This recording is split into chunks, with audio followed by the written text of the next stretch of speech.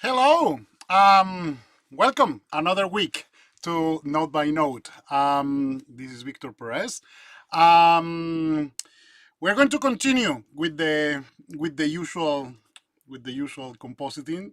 Remember, this is a streaming of me comping shots as we go, no preparation whatsoever. Well, first of all, I would like to say hello to all the people that is in the chat. So yeah, Jordi, the winner of last week, by the way. Manuel, um, Agustin, Tiscar, Javier, Simon, Regis.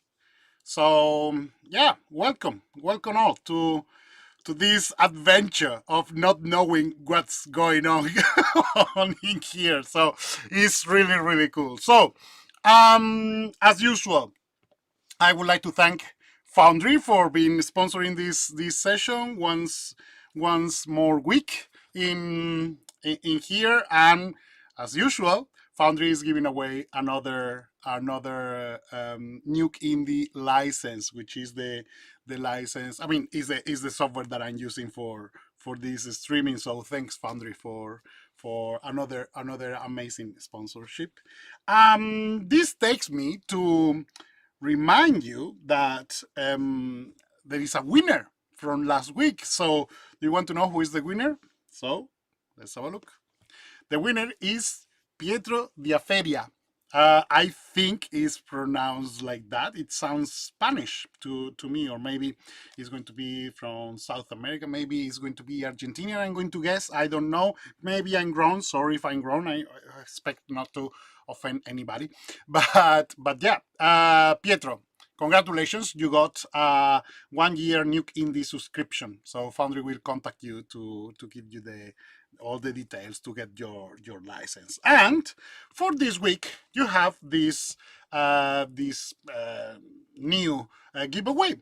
So just make sure you get in there. And yeah, let's do it. I'm going to put it also on the chat. So the giveaway is in there. So you can click in the link that I just put on the chat, and you can enter to the option to win another Nuke Indie license. Okay, offered by Foundry. Um, well, now that we are talking about Foundry, it's super fun because I like to share something with you. I put on my socials on Friday. I said, like, if we make Foundry channel to get to 100,000 subscription, the YouTube channel from Foundry, I'm just going to record a tutorial, a special session to showcase Copycat, the machine learning tools of Nuke. At that point, it was on Friday, it was something like 86,000. So I thought, like, yeah, well, let's see, maybe it's gonna happen or not. I gave like a challenge, 30 days. Well, I was amazed when someone told me early today that it was at 99,000. So yeah, it's happening. I was not expecting this to be so fast. But if I promise that, you will get that. So yeah, I'm going to prepare. Well, it's still not secure because it's still in 99 something. But if we get to 100, yeah, I will get a special about Copycat for all of you. Um, More things. Remember that last week when I was comping, I said, um, I said, like, maybe the guys at Action VFX are listening to this, so maybe they can provide us with elements or maybe a promotion. Well, they were listening, so yeah, they are going to be in here, but I'm not going to spoil the surprise. Okay, it's not going to be this week because I'm going to be using, but I'm going to showcase a bit of the Action VFS website, even if they are not sponsoring this session, just to be clear. But I genuinely think they are amazing. So if you don't know them, I'm just going to make sure you know them, because it's definitely uh, it's a tool set that you have to have in your in your compositing toolbox. Okay, so yeah, that is something to keep in mind. What else? Just because we are doing, housekeeping on everything before I start getting dry by the compositing. Other ways to support me, guys. If you want to support me, I'm going to put on the chat my all my links, so my link tree, so you can access in there all my socials, everything, all my presence online is going to be in there. Furthermore, if you just want to participate and to support this streaming in particular, if you consider that I'm giving you something valuable, the only thing that I'm just going to ask you, and just if you want, if you can, or if you like, is just to buy me a coffee. So you have in here, you have my URL for getting me a coffee. So you can get one coffee, two coffees, whatever. It's just coffee, okay? Well, it's not actual coffee, but I can buy the coffee myself, okay? So yeah, I just put it on the chat. They buy me a coffee. So without further ado, thank you all for being here, for supporting this stream. It's really amazing. I'm so impressed by the support and all the, I mean, the amount of views that this is getting is just crazy. As I always say, I never thought just watching someone else come shots could be like interesting. By the way, today, if I'm not wrong, I think we are going to complete the first comp day, which means we are going to feel something like around 8 hours. Okay, today. That is, it's going to be 7 hours and a half, if I'm not wrong, because this is the fifth session, and every session we are going to be doing an hour and a half. So yeah, it's going to be 7.5 hours of me comping. So it's almost one day, which is quite cool. And we got pretty decent results already. So yeah, let's just go ahead and start comping. That's why you are here. Let's face it, you're not here just to listen to me about this. So okay, as usual, let's open Nuke Indie. Remember that I'm just going to say again, this is the version that I'm using for this course. I was even talking to someone um, in my LinkedIn that was saying like they didn't like the Nuke Indie because of the limitations. So I said, okay, I understand that. Nobody wants limitations. So that is, of course, that makes sense. But what are the limitations that bothers you? And then nobody was able to give me a proper answer from that. So yeah, I get it. Nobody wants to have a software with limitations. But in the other hand, it's like, are really those limitations really limiting you?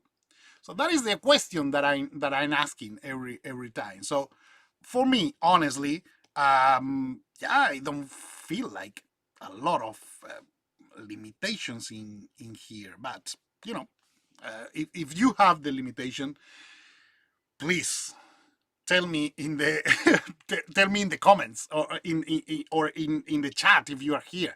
Just tell me what are the limitations that bother you about Nuke Indie. Of course, Foundry is reviewing this, and it seems like I work for Foundry. And just to be clear, I think they are super cool people, but I don't work for Foundry. I'm just a freelance. So I always say what I consider is right and what I consider is wrong. So when I feel something I don't like, I'm just going to say about Nuke or about anything.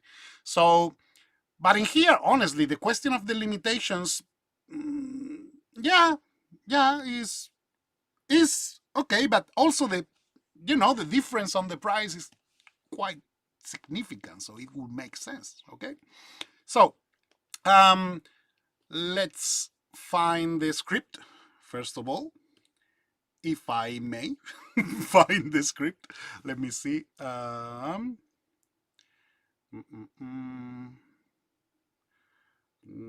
mm, mm,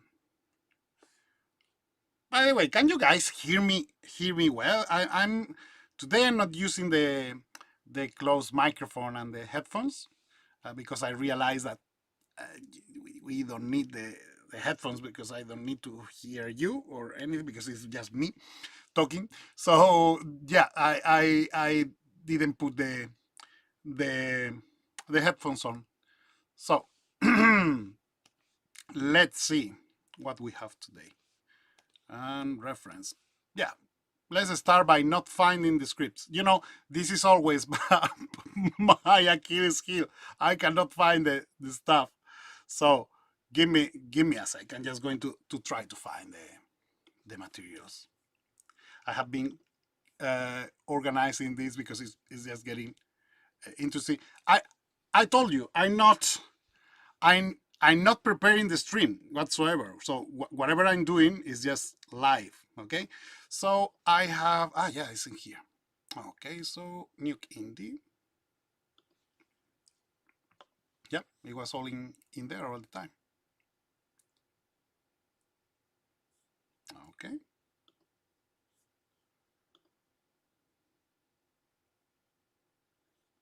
Mm-mm-mm. Oh, oops. This is the 3D. I just want to go with the compositing. Yeah, you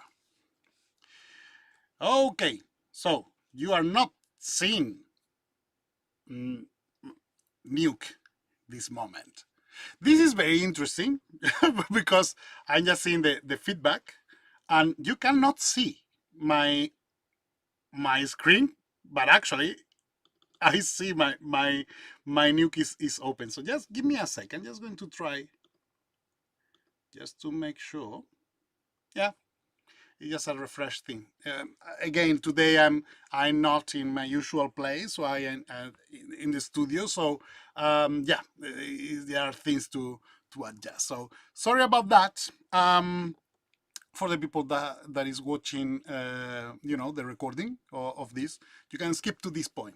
But I guess it's a bit too late for you to know this.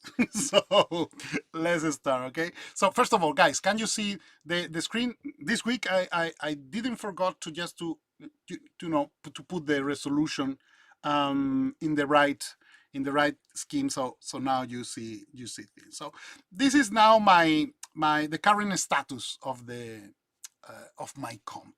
Okay, so I was thinking that I said last week that maybe this week could be a good idea to start using elements and stuff. But since I said that, I also mentioned that I'm going to use action VFX elements. So instead of just going ahead with my elements, I would like to use this. So why not to leave the question of the elements for next week? Okay, and today I'm just going to showcase this website that I guess you need to be on this website. You need to register. So get an account, first of all.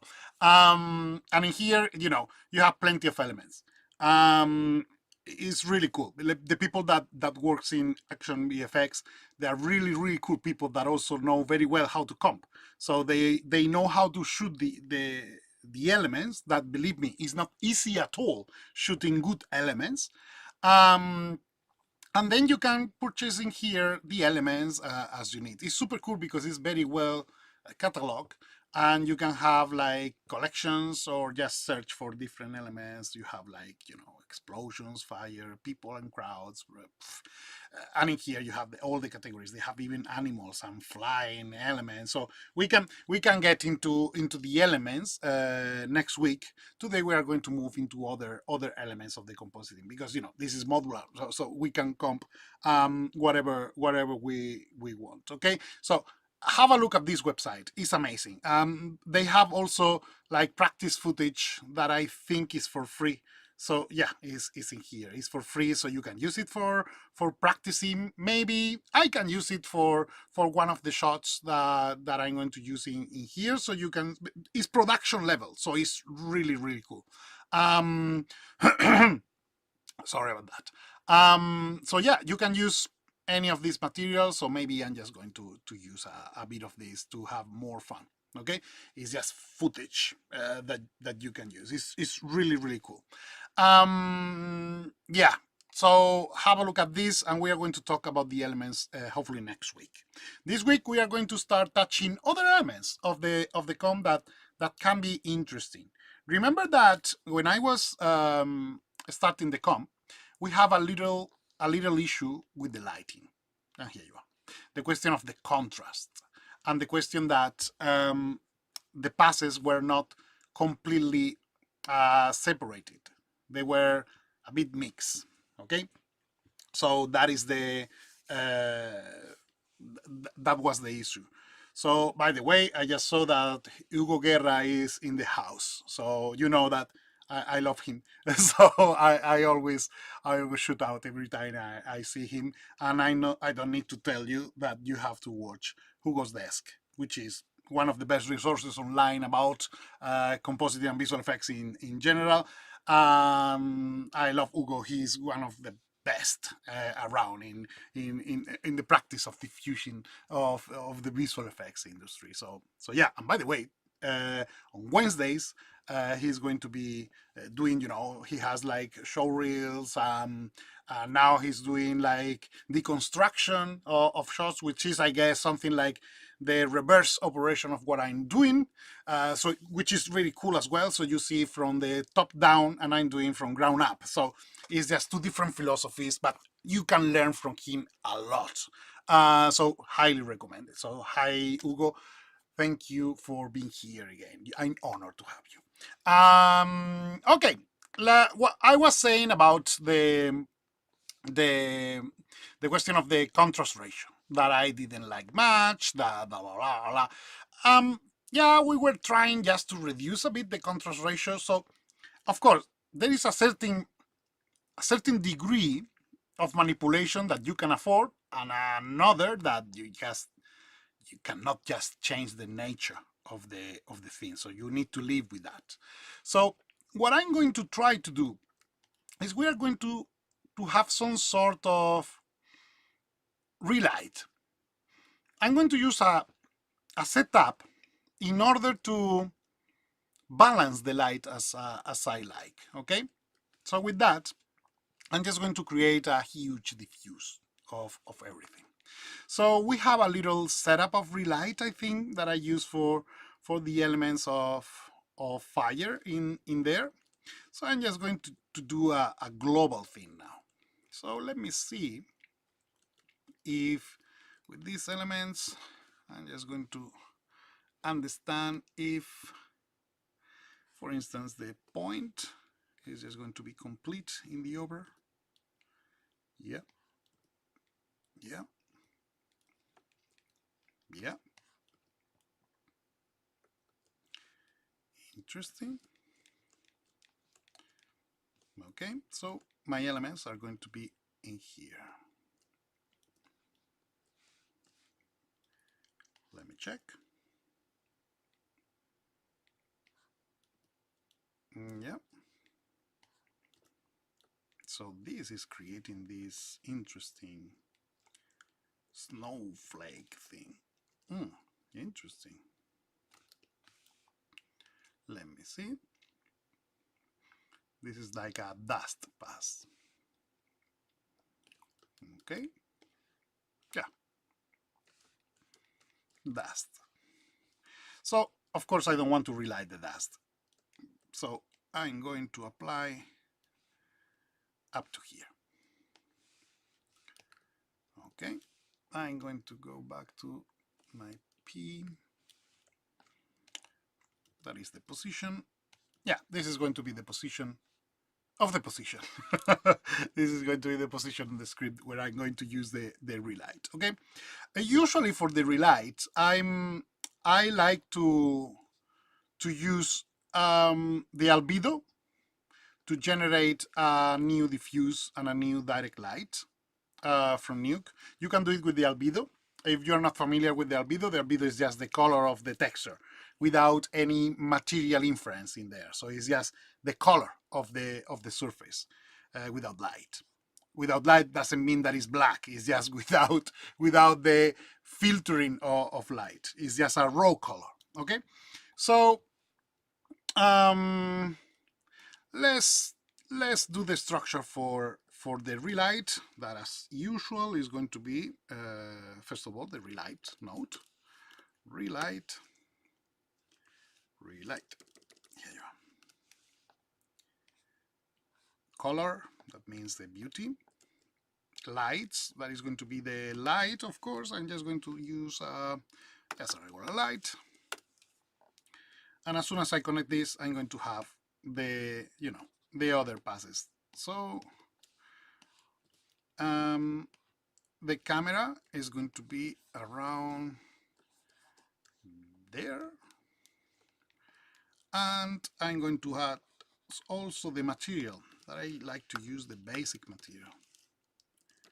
Of course, I know there are plenty of materials in there, but this is just to create an extra little light, okay? Just to create and to define certain elements.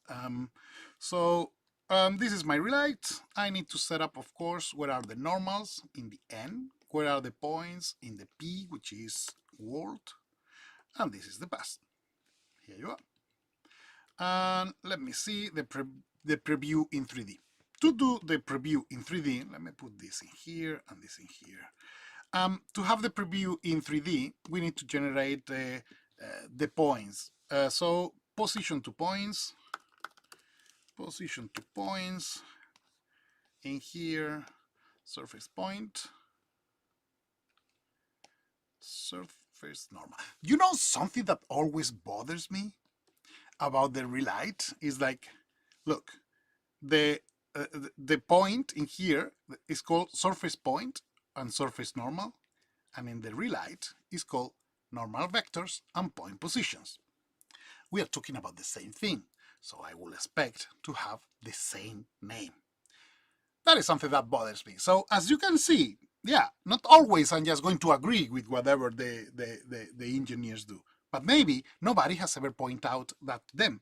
So think about the engineers like people like you and me. So they're just trying their best, but sometimes they don't use Nuke for compositing. They are coding the software. So they are doing their best, but sometimes they don't know what is best for us. So that's why we are here also to help them help us. So yeah, I always thought that having the normal vectors and point positions would be like really cool to have a unified name. Okay, because in theory, yeah, it's the same thing. We are talking about the same thing, but with different names. So I don't like. It's like calling the lift in the grade with a different name. No, let's put a unified one way. It's just a minor thing. You will not die definitely with this. So yeah. Let's have a look at the 3D. Here you are. Beautiful. All my points are in there. You know what is this? This is anti-alias. Anti-alias in the positions is not good because it's just trying to position somewhere that doesn't exist. So that is normal when you have the merges, operations, and these kind of things. But I'm just going to disregard this. So that's why sometimes I prefer to have like a clone setup of relighting for every single element. But I'm just going to keep things easy. I saw an interview with Giacomo Mineo, I think is the VFX supervisor at the NEC for Oppenheimer. He said something that is an amazing advice for a compositor, which is don't overcomplicate things. If you can do something with less nodes, do it with less nodes. So yeah, I completely agree with that. Of course, sometimes you need more nodes. Knowing that is just a question of experience, but it's an important thing. Don't overcomplicate it. It's like don't fix it if it's not broken. So yes, let's try just to use whatever we need. So once I use it, let's see if it works. It works. If it doesn't, well, let's try to fix it. Okay, that's why I'm here. Now this is my position. I'm going to create a scene in order to put this, my camera also. So now with this, I can have like a preview, some sort of preview with this light.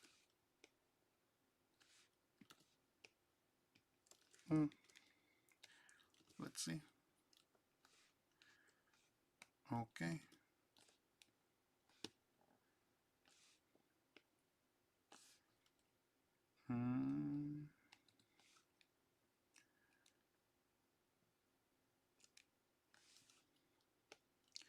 Is it awkward when I am silent? Because sometimes, as a friend of mine used to say, if you hear me talking alone, no worries. Sometimes I need the opinion of a specialist. So, so yeah, sometimes I'm just thinking about what I'm doing. Remember, I have no idea. I never approached this shot before, so I don't know what I'm going to do. So first of all, I just need to understand what's going on with the shot and everything is working as intended. Okay, so yeah, let's see. Let me just go with the default. Now let me just make sure everything here is going to happen as expected. Okay, so this is a point light. Okay. Yeah, the point light is here. There is no fall off. If I put a fall off, it's going to disappear because the scale of this is going to be quite big. And I don't want to generate like a point light in here. What I'm going to generate is like the position of the sun. Okay, so I just want to rebalance the light a little bit. Let's try with the directional light. Okay, so the directional light is just going to, is infinite, just one direction, parallel rays of light, like like the sunlight. So with this, let me put the directional light from the top. Okay, here you are, direction. Let me see. Oh, 90 degrees minus. Yeah, this is top light.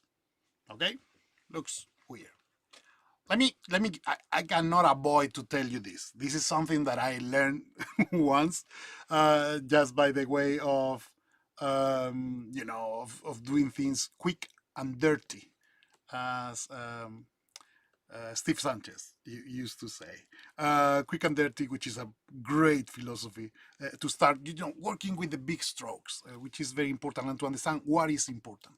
Remember that the main thing is to keep the main thing the main thing. So, for instance, right now I'm just doing a top light, a light that is coming from the top. But if you want to do that, you have already a path that is doing this by default if you have the normals. Let's have a look at the normals. And I'm going to use the normals. Here you are. So have a look at the green channel. It's exactly that. It's light coming from the top, because the vectors of the green is just indicating all surfaces that are facing up. So in case of having light that is coming down, this is the actual thing. So if you want to rebalance something based on a lighting that is coming from the top, yeah, this is a very easy way. So you don't need to create all these things just to put a light on the top. Okay, I couldn't. I just couldn't not to tell you this. It's just something so cool. Of course, there is the difference that in here you have the materials. Okay, I know, but something that I'm going to do in here is I'm going to kill the material, because I don't want to create any kind of specularity or all of that. So I'm just going to kill the specularity. I'm going to reduce the shininess just to avoid. And look, this is exactly as the normal in here is exactly the same thing. See? So if you want to have like a top light and you have the normals, you have it for free. You don't have to recreate something. But that is not exactly what I want, because I want just to reduce the original light that I have on the on the original shot. So I need to match the direction of the light. Remember that in a relight workflow, you don't have shadows, self shadows or anything casting shadows, because it's just based on orientation of pixels and position of pixels. In the directional light, the position of pixels is completely irrelevant. It's just the direction of the surface. So I'm going to the 3D space. Let's work a bit with this in order to be like that. And the light should be more like this way, something like this.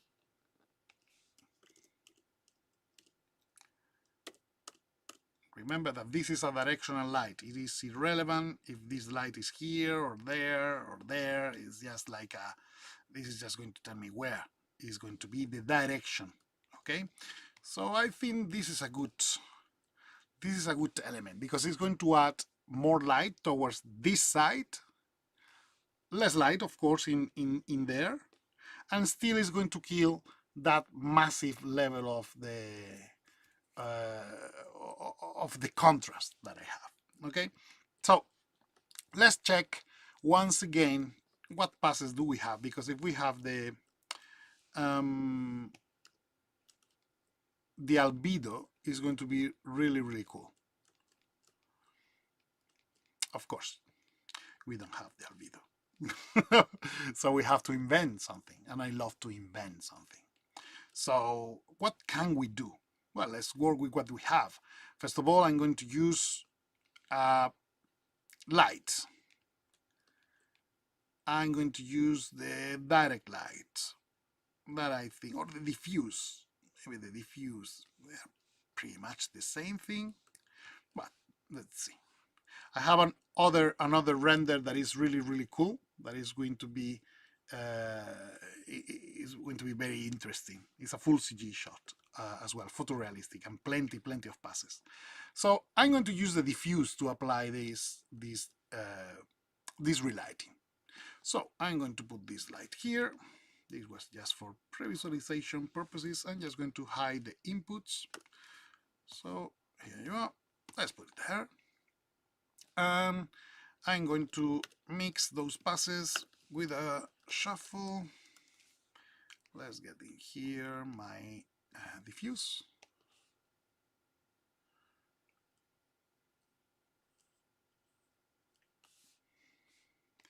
So let me just align this instead of spending a lot of time later. Another thing that I like to do when I have I don't like to replicate camera. So something that I like to do is, for instance, to put in there, this is the camera. Okay, so I'm going to put cam. I'm going to put here return. So when I have horizontal lines like this, it's not going to cover the letters. I like to put also the color of the element, of the node. So how can I put this color in here? It's very cool. So you can just click in here to get the color and drag this here. Now you have the color of the dot. This is a very cool trick. So with this, I'm just going to hide the input, Alt H, and here you are, a dot to the camera. So you can put this like a, whatever, just customize whatever you need. But I just need to know that this is the camera without having arrows flying around, okay, which is always kind of not good. I don't like it. So now let's put this here. Okay, so that is the color. Now I'm going to put in here the shuffle. So this is my diffuse. Remember that every time I'm using the shuffle, I just like to do this in to put knob in one. And that is going to tell me what is in the in one. So with this, I know that this is the diffuse. So now let's mix this and this. how can we mix this? Well, the first problem that we are going to have is that the shadow in here is very strong. So let's see if this actually is useful or not. Maybe we can change things around. Oh, the shortcut to the hide inputs is Alt H. Okay, so that is Alt. I'm going to write it here. Well, I'm going to write it in the chat. So is Alt plus H. That is going to hide the inputs. I use that a lot. So let's play with this. A, B. I'm just going to invert, and let's put this in. The first one that I like to try always is soft light. So yeah, I need to. In the soft light, I want to make sure the lighting, the relighting, is going to be the original. The A is the relighting. The B is the plate that I'm applying the light to. Okay, in the soft light. Yeah, it's emphasizing even more the contrast as expected, because this is going to increase the contrast naturally. We can apply other, but it's not going to be better. Actually, the overlay, that is the other option, is going to look quite the same. Other that maybe high pot is just going to reveal a lot, preserving a bit of the dark. So we could play a bit with that and make a double fusion. In this case, it sounds like Goku and Vegeta with the fusion, but no. So yeah, it's not going to end well because of all this amount of contrast. So instead, I think the diffuse is not going to be helpful in here. So let's try indirect. Interesting. So let's do something. Let's put in a lot of indirect. Yeah, that is a lot of indirect. So what I did is just basically pump like 100 the amount of indirect. So that is just going to give me a pass with a lot of light, that is indirect light, which is what I need, but still is not indirect light. I can see some directionality of that is a bit strange. Anyway, we play with what we have. So now let's play with that. Let's soft lights. Let's see what we have in here. Interesting. So this is giving me a bit of directionality, see? And still, I can see a lot of in the windows, for instance, see? And still is preserving somehow the lighting, the original colors of the lighting. Of course, as soon as I put this on top of the image, everything is going to explode, so no worries. I'm just going to have this as a test, so let's plus it. Please, kids, don't do this alone. Do it in the presence of an adult that supervises you. So this is, yeah, it's just destroying everything. But actually, it's just giving a bit of character. So, yeah, this is a good start. Another thing that I need to do in here, something that I really love to apply when I'm doing the relight workflow, and in this case we have it and I'm very happy, is to apply the ambient occlusion. You can argue that the ambient occlusion is not indeed a light pass. It's just indicating proximity of surfaces, but it's great because not even the relight is physically plausible light. So what we are doing is just cheating and destroying the image with style. Remember, that is the purpose of compositing. So what I'm going to do is I'm going to use that in order to preserve a bit of the, of the volume sense of the thing. So the ambient occlusion, this thing, is going to help me a lot to preserve, a bit of the density of the detail in the areas where I don't need the detail because of the natural occlusion of the light. So with this, I'm going to use, I'm just going to do it as is not supposed to be done. I don't like to do this. I don't like to multiply the ambient occlusion. Why? Because the ambient occlusion is a matte. So a mat is not to be multiplied in that way because you are going to kill the other passes. It's just that. So instead, if you just want to modify something, use this as a mat. Is this going to change a lot? Maybe not, but by principle, I don't like to apply operations in a way that makes no sense. So yeah. So let's apply this. Let's invert. And let's take this multiply down to 0. Of course, it's not going to be in the alpha. It's going to be in the ambient occlusion, the reds, or the. I'm just going to do it explicitly. So honestly, I don't need this note here in the middle. And so I defend, and I will always defend that if you don't need a note, don't put it. But in here, for the sake of clarity, I'm going to use that note because it's just going to allow me to follow easier my flow of thought of what I'm doing in here. So yeah, in this case, I'm going to defend having one more note than necessary. I mean, these are my principles. If you don't like them, I have others. That is a famous quote from Groucho Marx. So no, this is how I work. And again, this is something to remind you. Like, I'm not here to teach you anything. I'm here to share how I work. And maybe, hopefully, you are going to get something helpful from this. If not, well, you're going to spend a bit of time with me, and maybe you are going to win a Nuke Indie subscription. So just in case for the people that just arrived or whatever, we are still with the giveaway. So remember, you have in there the the address to get, and I'm going to put it also in the chat so you have it in there. Okay. So yeah. Let's continue. It's just sometimes I'm talking too much and I don't even stand myself. So thank you for standing there by me. Let's continue. Now the thing is, like, can you see those ugly edges and stuff that is in there? Well, a few of them have been corrected, with the ambient occlusion, those closed areas, but still not there. So is there a way of fixing those? No, there isn't. But you can use, I mean, I feel ashamed of saying this, but you know that we are already friends. We have been knowing each other for a long. There is nothing a blur cannot fix. So yeah, let's put a blur.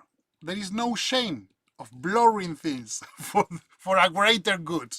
So yeah, this is great. Why not? Okay. By the way, I'm just applying in the wrong place. But just to show you, but if you don't want details in here, because that, use a blur. Blur is like, it's sandpaper for compositing. You can fix so many things. But once said that, see, it's working. Because this pass is giving you the impression of the detail. We can even play and go further with the question of, can we just blend the light, I mean the luminance, and leave the color in cases? Yeah, you can overcomplicate your life a lot. But in here, dirty and quick is going to win wars for us. So see, it's good enough. So why? The thing is, like, if you apply the same blur, because this is what I wanted to do, if you apply the same blur here, things are going to change massively. If you apply the blur here below, so instead of there, you apply here, the results are going to look blurry.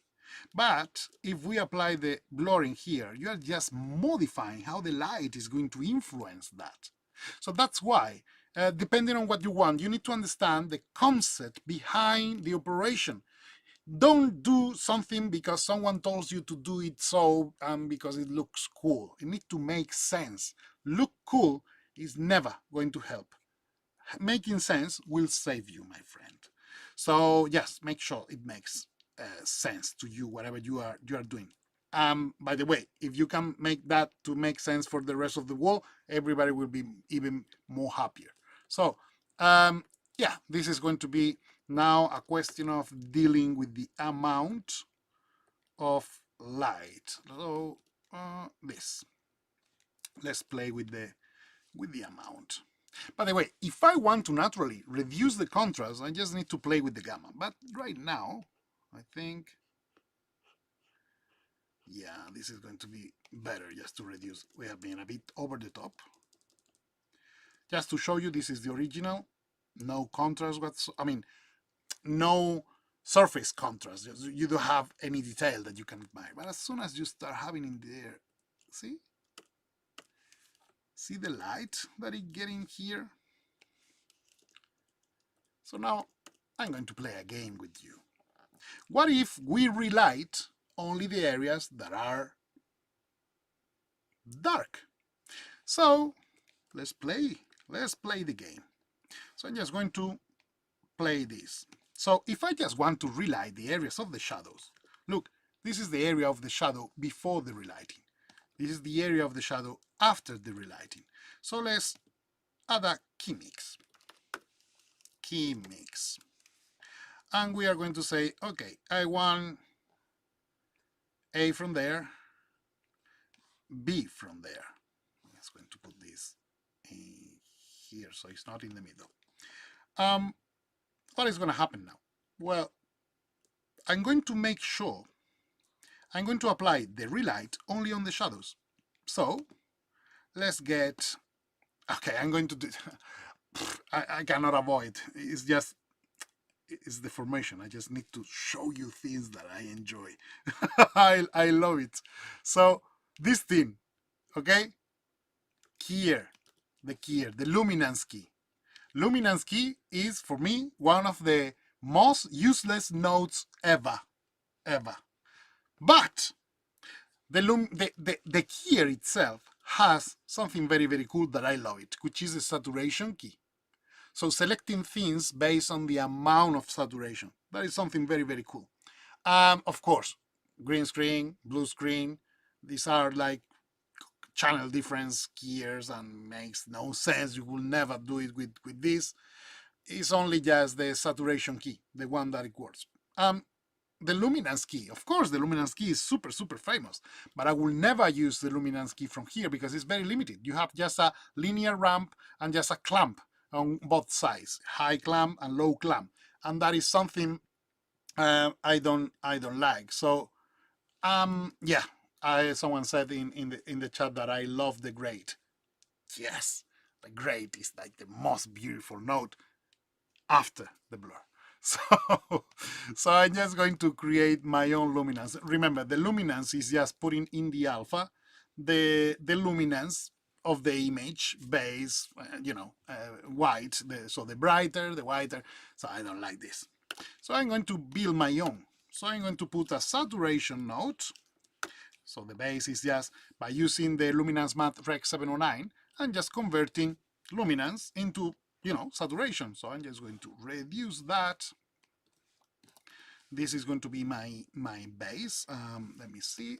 Okay, this is my RGB. So now with this is my the new matte. If you want to put it in the alpha of the original image, you just make a copy or whatever. I don't care because I just want to generate an alpha in here. So what I'm going to do now is I'm going to place a grade. So I have like in the, I'm going to call the keyer so I can make the correspondence of the node. So this is going to be the black point. So is this control. This, I was trying not to do it. I was trying. But no, it is time to use the slice analysis. I'm sorry. So just to show you this, the slice analysis is a setup that I created in order to explain how the node works. I released it for free in at FMX a couple of years ago, I think. So you can just download it from there, and if not, just text me in the comments in here, and maybe I will remember to put it the link so you can get in there. So what this is going to do is just going to show you the manipulation of the nodes. So see how I'm manipulating that curve? So with this you have the visual representation, with this you have the curve. that is generating, the operation itself. So as you can see, it's more or less the same graphic that I have in here. So I'm going to call this so you can have it both, and they're floating. So if I do this, black point is the same as doing this. If I do that, is the same as doing this. So if you think about it, the keyer only has black point and white point. That's it. Why I like this? Well, it's because you have this. You have the gamma. You can distribute the contrast on the way you are selecting, which is pretty cool already. But if you are not happy with that, you can also use a roll of contrast. Roll of contrast has been designed exactly for this, for modifying the curve from black point to white point. So it's always using that range. And you can define where is the center. If you want the center like in a, in the usual position of the mid-gray for the human perception, this is the contrast. So you can change that level of, I'm just going to remove this so you can see better. See? So the center, contrast. Now everything is turning about midpoint, 0.5. See? It's in the center. If I want at the perception level, it's going to be 0.18. The only problem is like, in order to work for perception, that is now anchored around there, it needs to be logarithmic. This is linear, so it's not going to act in a perceptive way. If you see, for instance, that's why it's very helpful to have this. If you use the color correct and you change the contrast, you will see that it's anchored at that place, but it's going to have the logarithmic signature, which is how the perception is going to be, perceiving the contrast more. Okay, so yeah, sorry about the lecture about that. Remember that if you want to learn about the fundamentals of all of this technically and artistically, there is a course that I publish, which is the Master of Light. And by the way, you have a 50% discount promo code. Use note by note. So you can buy it with the 50%, and it's going to be for the time that Foundry is going to be to sponsor. I'm going to sponsor this as well, just to give away something. So it's 50% discount. I'm going to put on the chat the here you are, the promo, so you can just click in there and have it. So this week is going to be active still, the discount. And if you prefer something more personal, so just want me to help you with a particular shot, or to learn something in particular, or just to discuss consultancies or whatever, I'm here for you. So you can book your own session. Is in there. You can just book. I mean, we can discuss whatever you want. I can even sign an NDA for you, so I'm not going to divulgate anything of your work, or it's just going to be shown just to me. Okay, so I'm here to help you. Okay, so let's get back to this. I was saying that I don't like the luminance, and now you know why.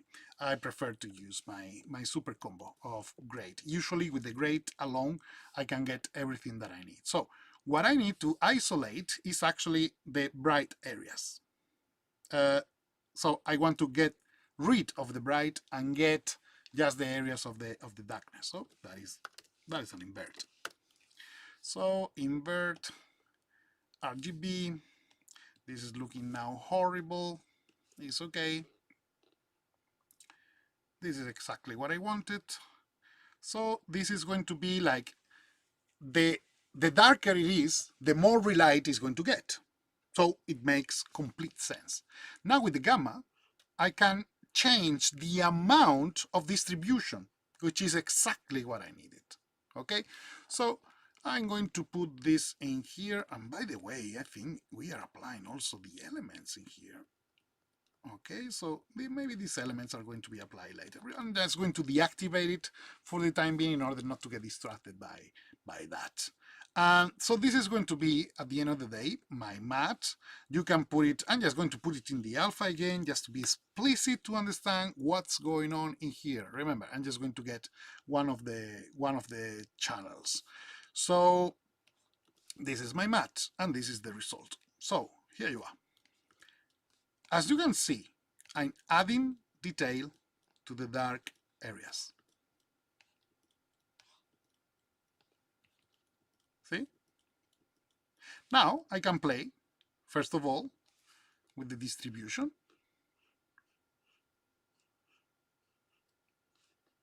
And maybe I can even get, see? I don't want to involve the bright areas.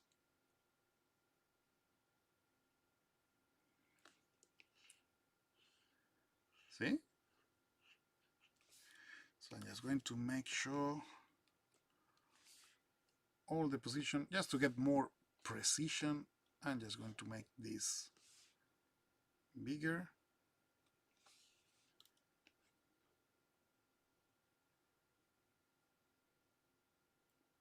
Something like that. Okay.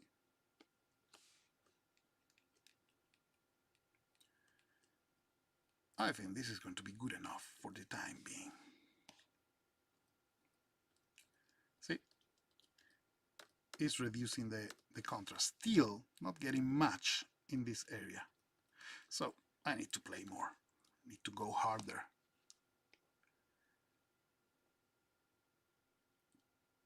Yeah, maybe I'm going a bit. You know, if you have the same number in here and in here, it means that whatever is not white is black. You're going to see that in theory there is no anti-alias. It's either 1 or 0, as you can see in there. So having both the numbers is going to create really, really dark edges. And by the way, there is nothing you can do with the gamma, because the gamma is going to play between value 0 and value 1. So the gamma is useless at this point. So that is never a good idea, just to have that amount of hardness. So I'm going to play a bit to behave. And the same in the other hand. Something like that.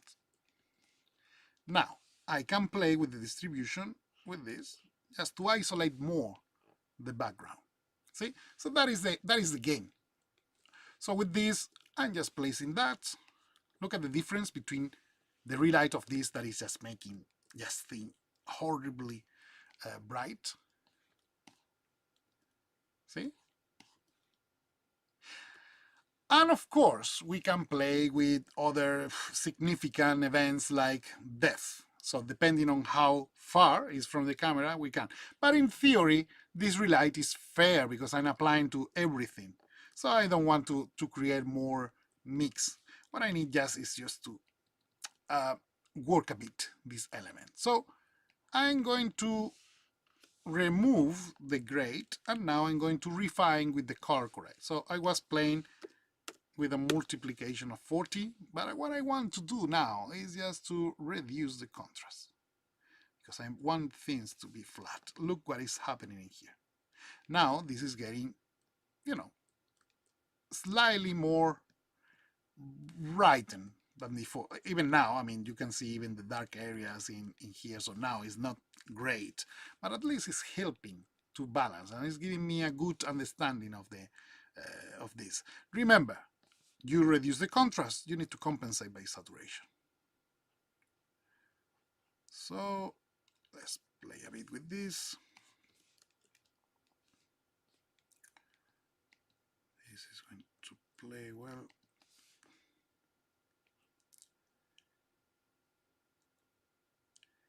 So I'm just flattening the image a lot. Of course, it's just becoming brighter, so I need to compensate with the gain.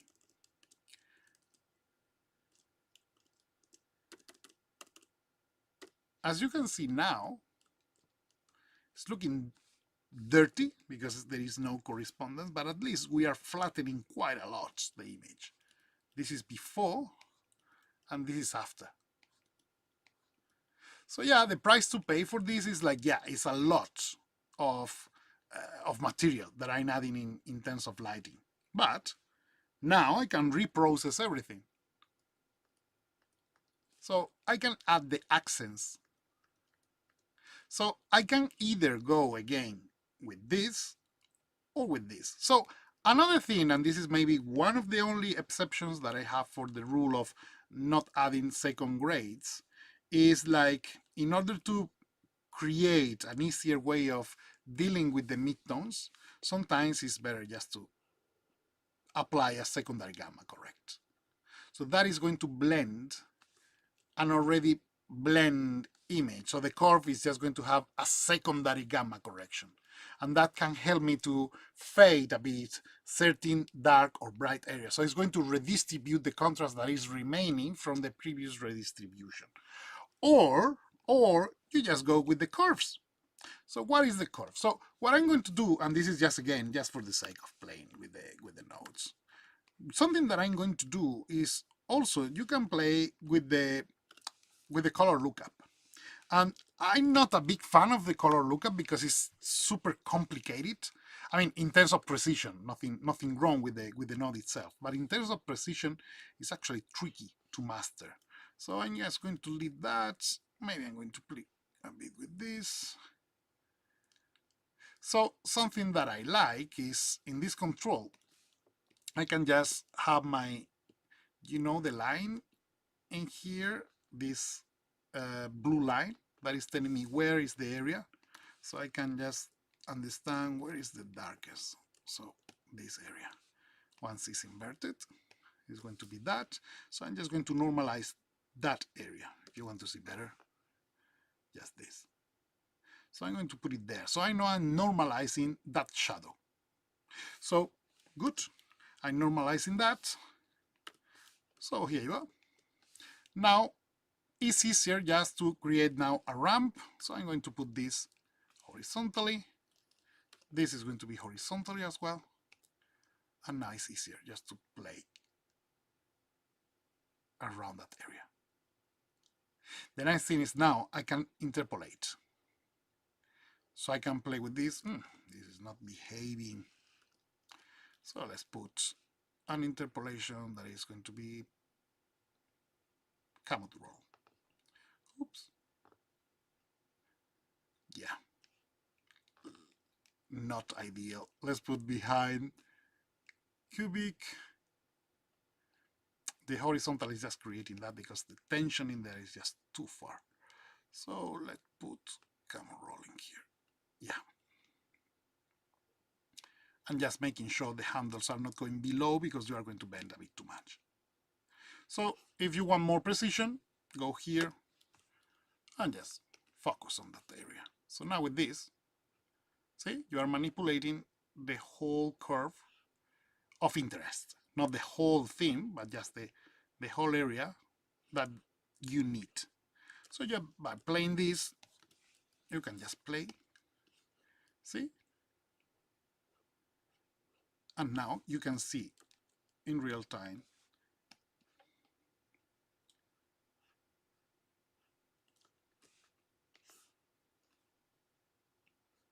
see? So there is a sweet spot that is around there. That is going to operate a bit of reduction, not too much, but enough to give a bit of diffuse. Now, the only thing that is missing here, because we have been talking about, the light, but I haven't talked much about the color. So the color can be done in here, but we have only one light. But in any case, I'm just going to do it here because it's orthodox. So with this, I can apply, that little tone. The only thing is, in order to get this right, you're going to work with very crazy values. So no problem. Just go here, great, multiply, and here you go. So you are adding that tone again.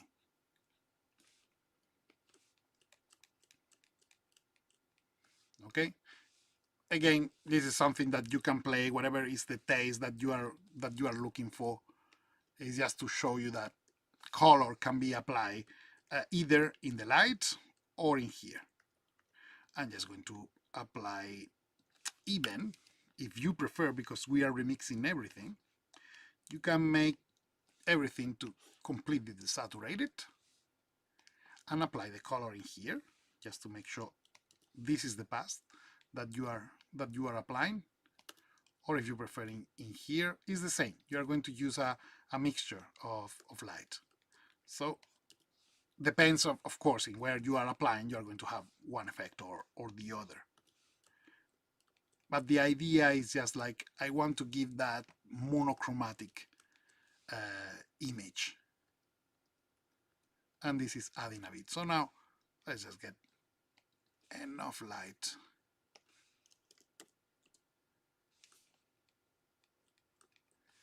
And this is going to start. Here you are. Let's see the color. See? So this is now returning a bit of the areas that were lost before.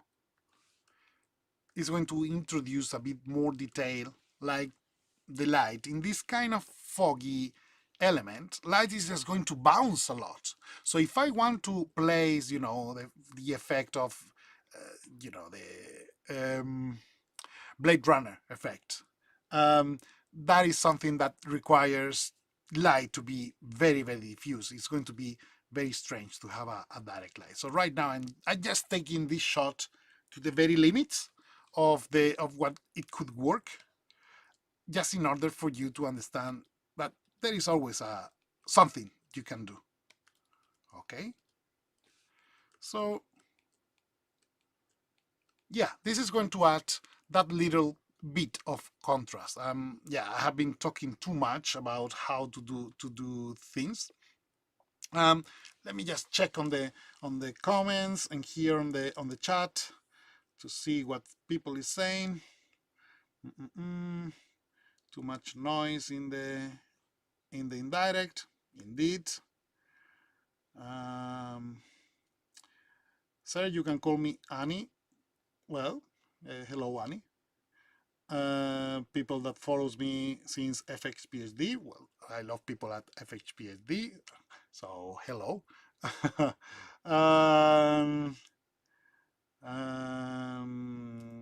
I wish Foundry will consider having a LAB keyer, super useful.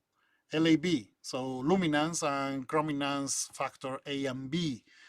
Well, you can buy it just yourself by using the color space. So yeah, Nukipedia.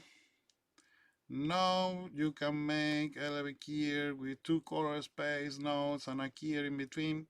Kind of, yeah, you can play. That pass. Well, yeah. Wow, guys, you are amazing. So many comments in here. I cannot follow all, but I will take time. And by the way, in the recordings, for the people that is not watching live, just put in your comments. I will try my best just to see the comments and to reply if something makes no sense or something that you want to know more or whatever. Okay, so yeah, this is a good state to continue working with the elements. So something that I would like to add is like, if we get closer to the element of, remember, here you are, the question of the particles in here, which is like the main element of study that I would like to use for this shot, is like, you need to understand that the ray of light inside every single particle is just going to do this. It's just going to split. It's just going to have a specular transmission, specular reflection. Something that I would like to talk in here is the internal scatter, which is going to be mixed with the specular reflection. So if we are adding fog, something that is going to happen is depending on what is the fog, what is creating this fog. In order to get this reddish, this kind of fog is going to be generated by particles that are really big, something like sun, dust. So that is going to generate this reddish effect. So we need to create some sort of diffusion in there, like underwater. Okay. For doing that, I'm going to do something that is like I will feel ashamed to do it in regular circumstances, but in this case, because I use this shot because I love it because it's very dramatic. I'm just going to apply a bit of glow, and yeah, glow. I'm going to use glow, but very, very subtle. So glow at the very end because it's going to be processing everything. And we are going to use a width channel depending on the distance. Of course, this can be used in here. I can use it set depth, but I prefer just to normalize that. So I'm going to use the set depth, and I'm going to use a grade for the set the depth. And right now, I'm just going to make sure everything is going to, diffuse. So effect only.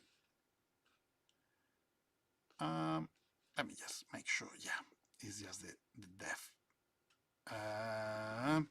Let me see if this is going, because I need it to normalize a bit, yeah. So now here is helping a bit.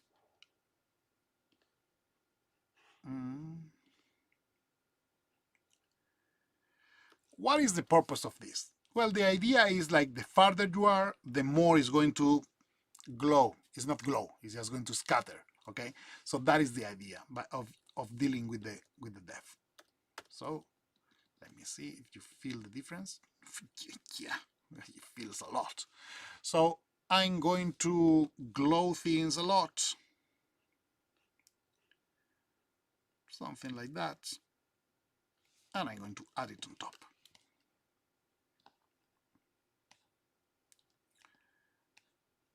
Here you go. Plus, because it's light, so it's always plus. Very subtle, but it's adding light. And again, it's reducing contrast.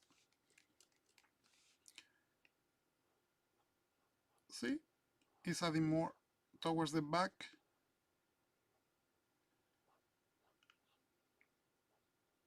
Something like that. Of course, let's have a look at the final thing, and look. I feel it's a bit already too much.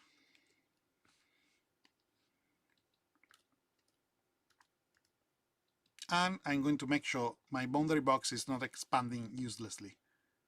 So B. There is a bit of things in the middle in there. I can just kill the boundary box at any moment, which is just coming from there. I'm sure. So crop. Well, it's not this.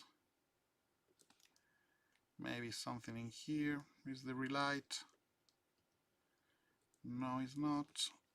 By the way, we need to add this in the stream. Oops. That is something very weird. Having the A input on top, I can't. So I'm just going to move this over here. And maybe I'm just going to make this. It's not very orthodox, but makes sense to me.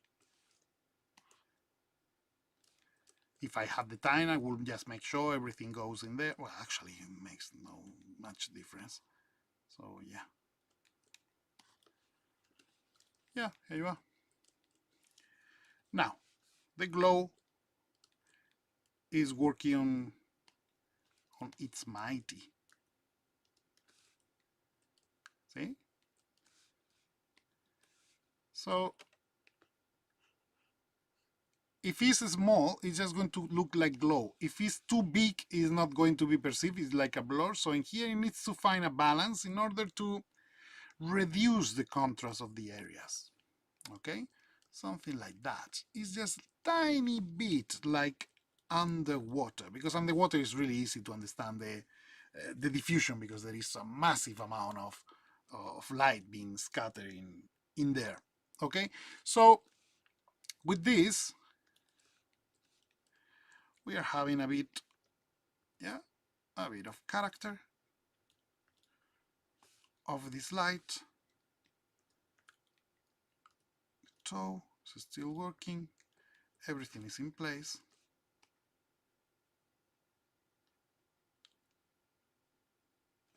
And the contrast, that is the main thing that I just wanted. Is still, I mean, I cannot change the nature of the shot, but at least it's going to give me a bit more details. Something that I feel I need to kill is all these details. I'm going to try to do it now. Let's see if it works. It's going to be quite risky. I'm going to clamp RGB, and I'm going to unpremold by the alpha and sandpaper. Yikes. Yikes. Yeah, it's a bit too much. I just wanted to try how it feels. Yeah, bye-bye contrast. And yeah, bye-bye detail. So it's bye-bye world. It's like it's completely gone. I mean, it's interesting. You can play with this in order to reduce, but it's just going to kill it. So don't do it. Don't do it. No, it's wrong. I just wanted to make sure these specularities that are too bright are going to disappear. But the problem is, if I apply at this point, it's just killing everything else. Look at the sky, look at everything. So I should go to the pass that is just resulting with the car, which is in here. No, it's not in here. Is there? Nope. Yeah, here you are, the car. So I'm just going to apply here. Make sure. Of course, because this is not pre-multiplied, it's not a problem, because I'm not going to touch the dark area, so I can even deactivate that. I just want to modify the bright areas, just in order to remove this. That specularity is just too much. Yeah, I'm killing a lot of detail. I'm aware of that, but it's what it is. I'm working on RGB. Yeah, see? That is going to give more sense of dust. Very shiny surfaces are not dusty, because dust is going to kill the specularity, because it's going to remove detail. The problem is, like, yeah, is removing too much detail. So should we go that way? That's okay. Now I'm just going to apply. Now it's time to start rebalancing things back. So I'm going to start adding the fog. Now it's time for the fog to shine. So is the fog, what the, so fog,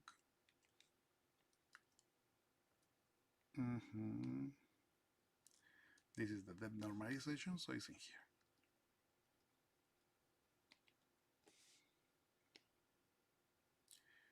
Sexy.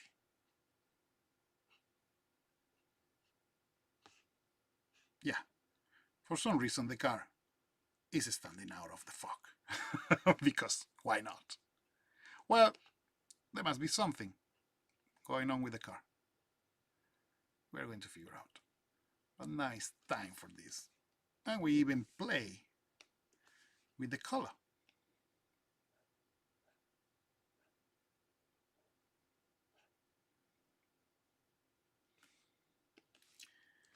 Let's see why the car is not, maybe has no depth. Interesting. Most interesting, there is no there is no depth in there. For some reason,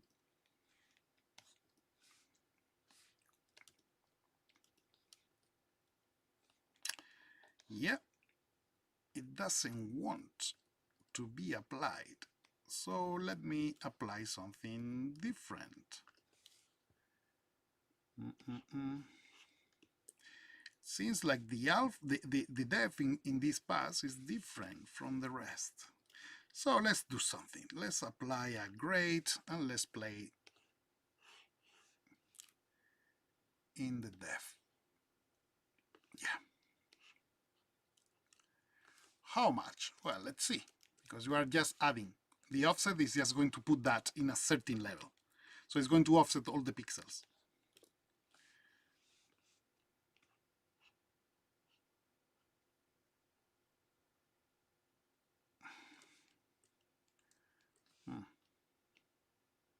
Same is happening in there. Can you see the difference? It's like not all the depths are at the same level. So I'm going to help a bit with this. So depth. And I'm going to offset. Is not here. So here, this is the one.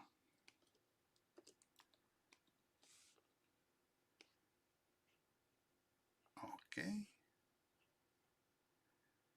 So by doing this, what I'm doing is normalizing the position of everything, just in order to make sense. I can reduce in the others, or I can add in the top. Same thing. Because in theory, they are all more or less the same. There is something in there that maybe is not working well, but they are supposed to have the same level.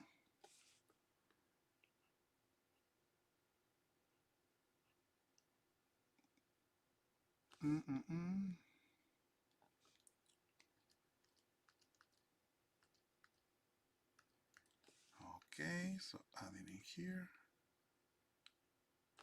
And then I'm going to reduce because apparently something going on in both. Yeah. Now, my beautiful toxic environment. Toxic in a good way. This tire is not happy with what's going on. So it will need a bit of special touch. So what we can do now, I guess, is to play with the whole depth. So the grade in here, depth.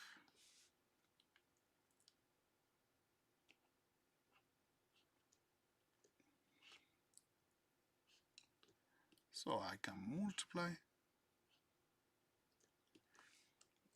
But maybe I just need to apply a second control for everything after the normalization. So great.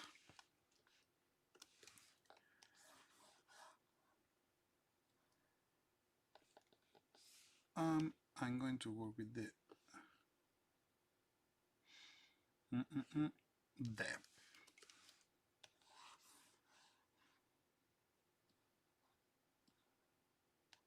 Oh, yeah. Okay.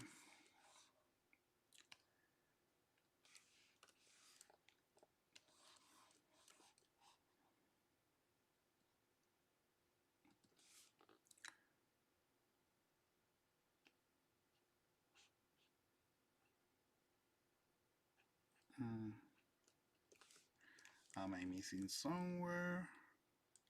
No. 19, 19, 19, 19. So everybody is on the same page.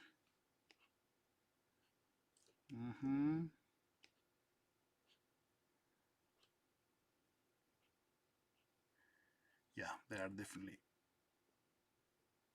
differences. Okay, let's normalize.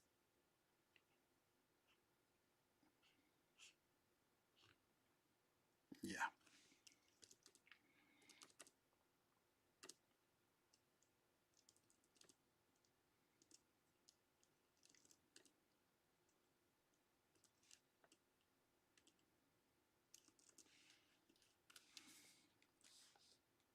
Okay, and let's apply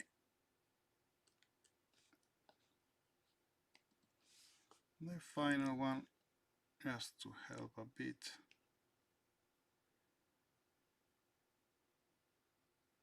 Okay. Now maybe it's time to reprise a bit of the color.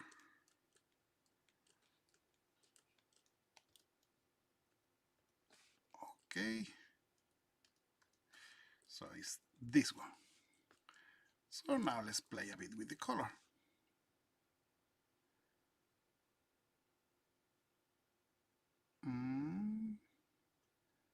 The leaf is going to be that color, so I'm just going to make sure.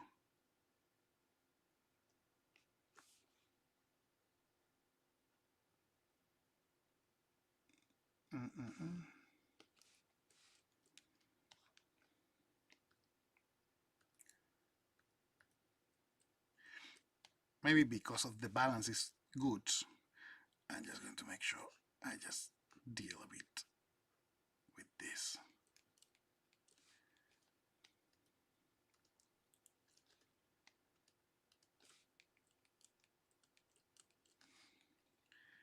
And at the end,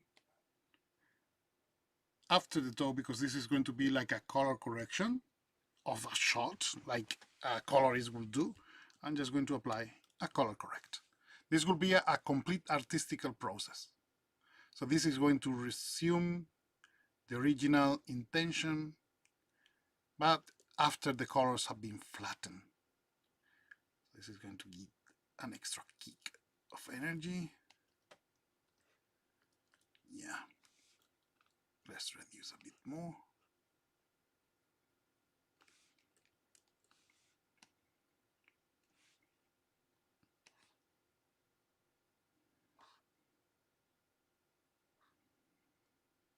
Yeah.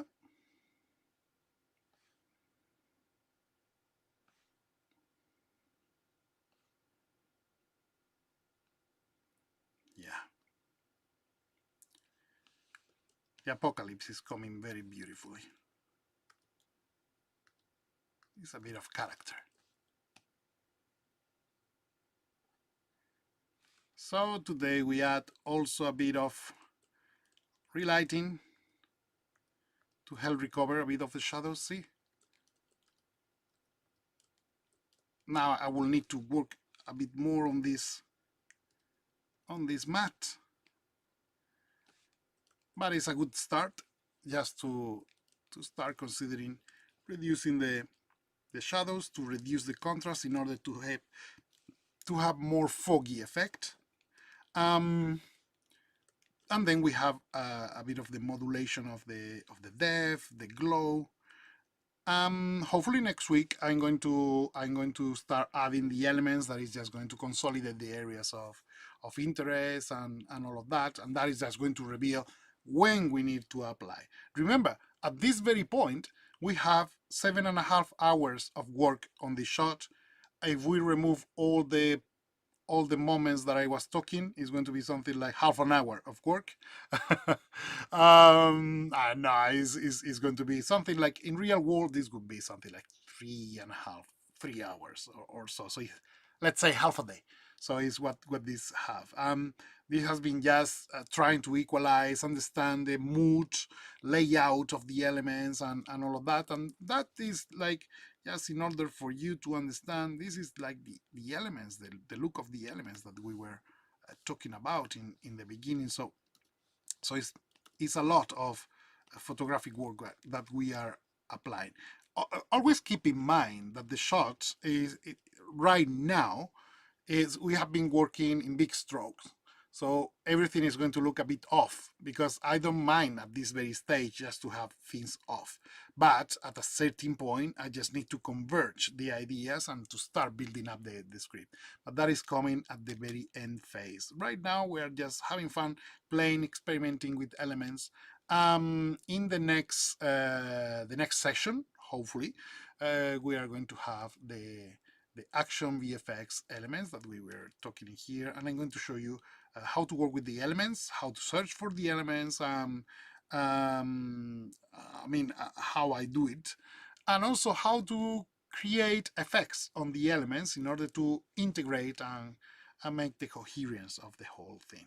Okay, so I think that's all for this week. I think you have enough torture on your souls of me just comping in front of the screen. So just thank you for making up to this point. Keep supporting this channel if you want to see more content. Even if you have suggestions or you would like to see something, just leave it in the comments. If you like what you see, just support me by buying a coffee. I really appreciate that. As you can see, even when I'm working, because right now I am supervising a show abroad, so I'm moving a lot, but I keep you always close to my heart, at least every Wednesday at 7 GMT. So yeah, that's all for this week, and thank you very much. This has been Victor Perez for my own script, my own streaming, note by note. Thank you. Have a good week.